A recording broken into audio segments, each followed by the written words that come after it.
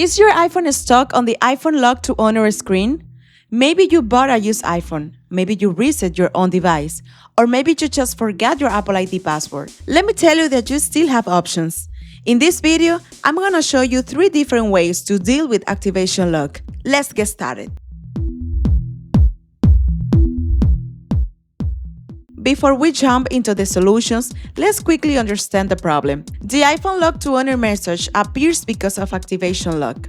Activation lock is a security feature that turns on automatically when Find My iPhone is enabled. Its purpose is simple: to protect lost or stolen iPhones. That's why Apple normally asks for the original Apple ID and password before the device can be activated again. The first method are the official Apple methods. As option 1, unlock the iPhone with the passcode. On some versions of iOS, you may see an option called Unlock with Passcode. If you know the passcode that was previously used on this iPhone, enter it. If the option is available, the activation lock will be removed and you can continue setting up your iPhone. As the option 2, remove the device from Find My. If you have another device signing in the same Apple account, you can remove the locked iPhone remotely. Simply, you gotta open Find My app, go to the Devices section, select the locked iPhone, scroll down and tap Remove this device. Then restart the iPhone and continue the setup process. But what if you don't know the Apple ID? Let's move to the next solution. If the official methods don't work for you, you can try AnyUnlock. This tool is designed to bypass the iCloud activation lock on supported iPhone and iPad models without requiring the original Apple ID password. Isn't it incredible? If you'd like to try it, you can download AnyUnlock from its official website. I'll leave the download link in the description below. Let's see how it works. Open AnyUnlock on your computer. From the main screen, you will see different unlocking tools. Select the Bypass iCloud activation lock option. Then, connect your iPhone to the computer with a USB cable. Make sure you are using a data cable and not just a charging cable, so the program can detect your device. When your device information appears on the screen, simply click Skip to continue. From this point, AnyUnlock will do the rest automatically. The process usually takes only 1 or 2 minutes, so just keep your iPhone connected and wait until it's finished. During the process, you may see white text or a different screen on your iPhone. Don't worry, because that's completely normal.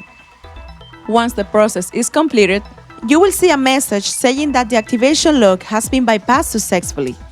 Your iPhone will restart and show the setup screen again. This time, you can continue setting up the device without being asked for the previous owner's Apple ID. Just follow the setup steps until you reach the home screen.